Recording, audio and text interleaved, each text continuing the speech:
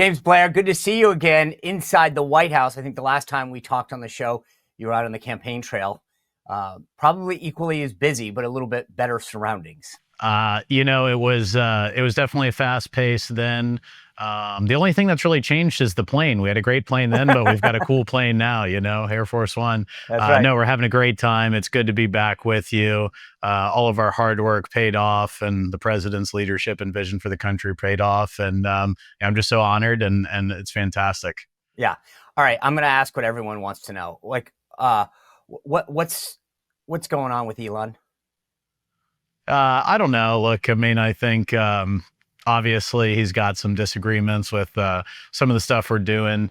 I think there's a lot of misunderstanding, to be frank. So maybe I'll just speak to that. So with the big bill, a lot of what's been out there, a lot of what people are reacting to is the Congressional Budget Office scoring of the bill. So what is the Congressional Budget Office? It is, supposedly the nonpartisan sort of research arm of Congress that says how much legislation is going to move debt and deficit over a period of time. Okay. Well, first, the Congressional Budget Office has a history of being very, very wrong. Republicans. Right. You know that, right? Back in 2017, when the president passed the largest tax cut in history, the Tax Cut and Jobs Act, which we're extending now, they said growth was going to be a certain amount. The CBO did, and growth was more than 2x that. That's important because the higher growth means more revenue to the federal treasury, which means less deficit, lower debt, right? So we've seen this history. Also, for the Congressional Budget Office, I'll just say, nobody there has contributed to a Republican presidential campaign since the year 2000, but they've contributed to the Democrats. Employees have contributed to the Democrat presidential campaign every single time. So that should tell you something. That same office, they said that the Inflation Reduction Act was going to reduce the deficit when Joe Biden was passing that by $50 billion. Of course, a year later, they said, yeah, okay, maybe we weren't being so honest. It's actually going to blow up the deficit, $300 billion. Okay, so why does all that matter?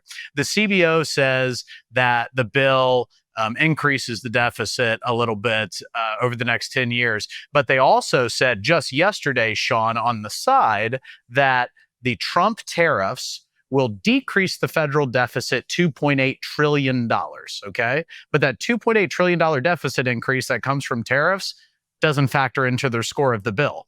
So they say it's true, it exists, but they sort of pretend like it's not the same bank account, not the same balance sheet, because that's just the way the rules work. It makes no sense.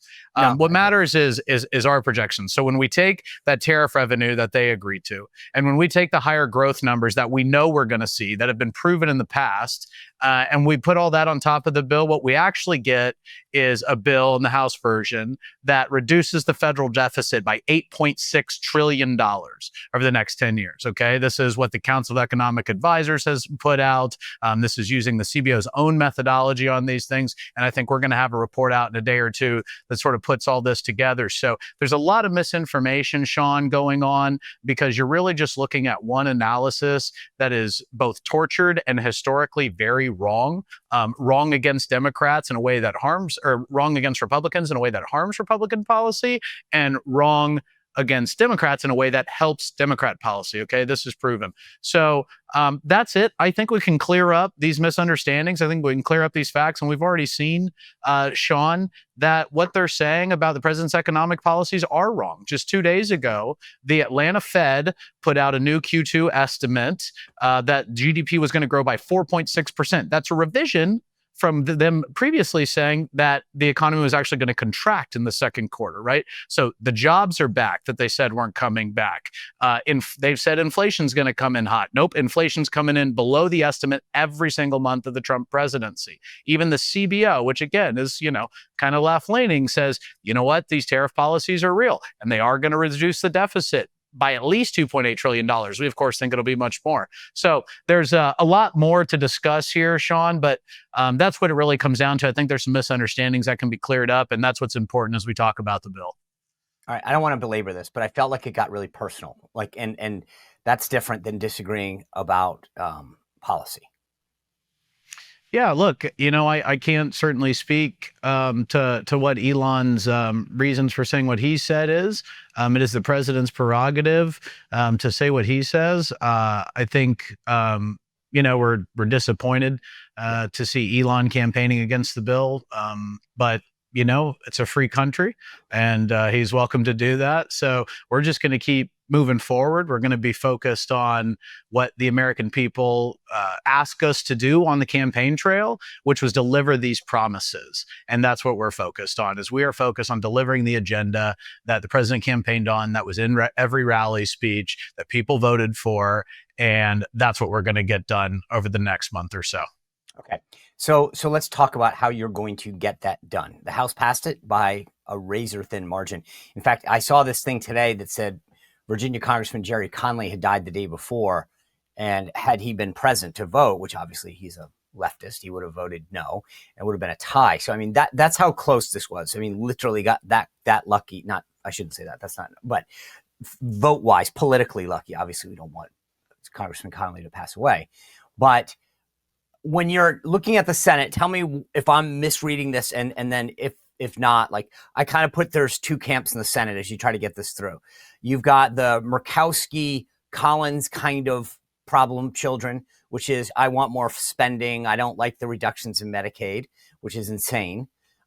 Two, you've got the Rand Paul, Rick Scott, Ron Johnson group, which is, we want more savings, less debt. I guess the question I'm asking is, do you see the landscape like that? And then two, is there one of those two groups that you're trying to pick off? Yeah. So, look, the Senate is different than the House, right? Each U.S. senator represents an entire state, which in many ways is more diverse, but with a wider set of interests than any individual member of Congress. And each of these senators that you mentioned, let's start with Murkowski and Collins. Look, they're focused on some particular issues that matter to them nationally, but also some particular issues that matter to their states of Maine and Alaska.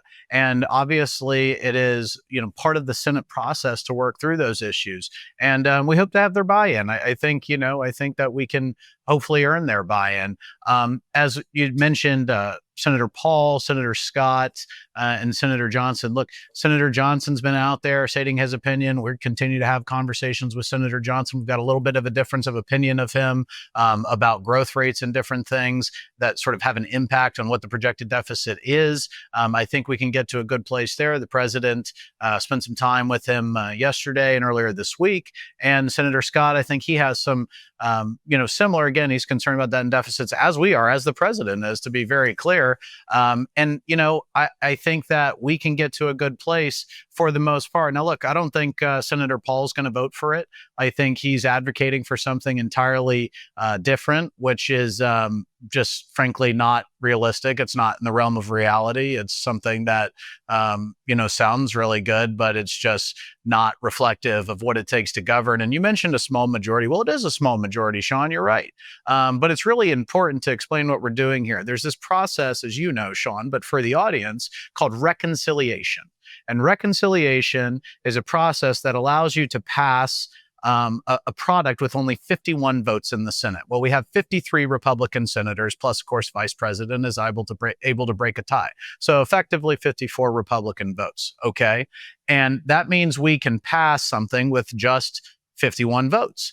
Which is different than anything else besides reconciliation, which takes 60 votes in the Senate, okay? Right. So if we were doing a tax deal with Democrats instead of just straight party line Republican, we would have to pay for each one of those Democrat votes. And you know very well that Schumer and the Democrats aren't going to give us anything. They would rather default our country's debt and sink us into a global depression than they would do the right thing and pass a bill with Republicans. That's the reality. So this is just the practical reality of governing. In the House, it's a small majority. Again, we can pass it with a simple majority vote, and we have just, an effectively a 3-seat margin in the House. There's 7 more. We can afford to lose 3. I say all that to say we are bringing together a wide-ranging Republican conference with a diversity of views. And yeah, we got to play a perfect game. Basically, we got to get all the votes. But this is a reality of governing, Sean. This is real leadership. This means everybody gives and take a little bit. There's some things you don't love. You come back for more. But what's important is Republicans have a historic opportunity to pass the single largest spending cut in American history. an enormous welfare reform with common sense work requirements for Medicaid, which is very similar to what Clinton did back in the late 90s when he was the last president to balance the budget.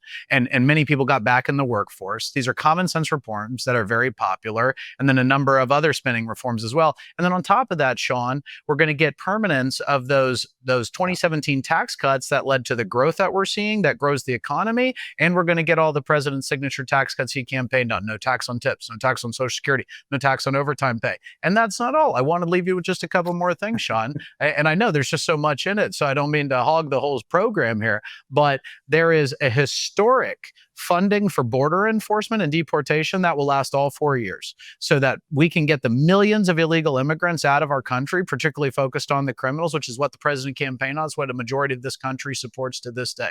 We're going to secure our military and make sure it's strong. Listen, we know it's a hot situation in the world right now. And the way we bring peace is with strength right behind us. That's always been important to the president, and we're going to get it done. And then there's just too many issues to even name that are like a wish list of Republican priorities. We're going to stop any dollars, any Medicaid dollars from going to any healthcare provider that provides transgender surgeries for minors, Sean. That's an opportunity we have to do right now. It's in this bill. It's going to happen. There's a number of other reforms. I could go on and on. So this is literally the most conservative piece of legislation that has ever passed the United States Congress. It is the most historic piece of legislation any of these members have ever worked on, without a doubt. And it will set our country on a better fiscal footing, bringing the deficit down. And it will set us on the right trajectory as Republicans to remember that we can compromise, we can find the right framework to go forward, and ultimately we can win the majorities and do this for at least 4 years in a row. All right, I want to move through a couple parts of this bill, and then I need to talk politics with you.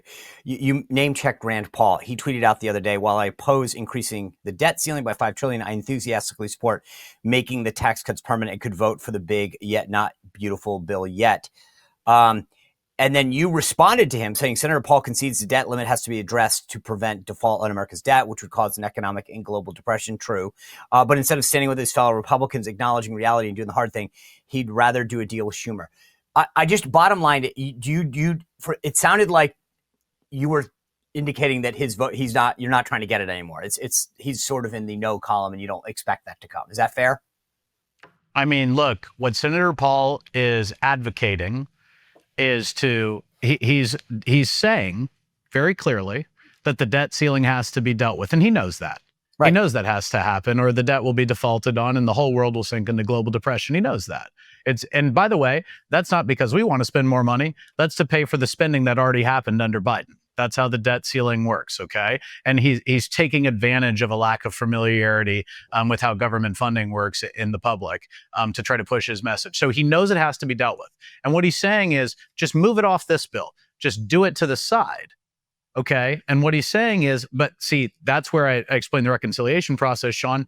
You no longer need 51 votes because it's no longer on a reconciliation bill. You now need 60 votes, which means you have to get Schumer and at least 7 other Democrats to agree to vote with you to lift the debt ceiling. Now, do you think they're going to do that for free? Of course they're not. They never have. They're going to extract massive, historic bad policy and government spending. So he's basically saying, I don't want to do the hard part. I want to do the good part. You go do the hard part with the Democrats, and I don't really care if you pay a generational fortune for it. It doesn't make sense. It's fiscally irresponsible, and we're not going to do it. And if he wants to vote no, that's his choice. Okay.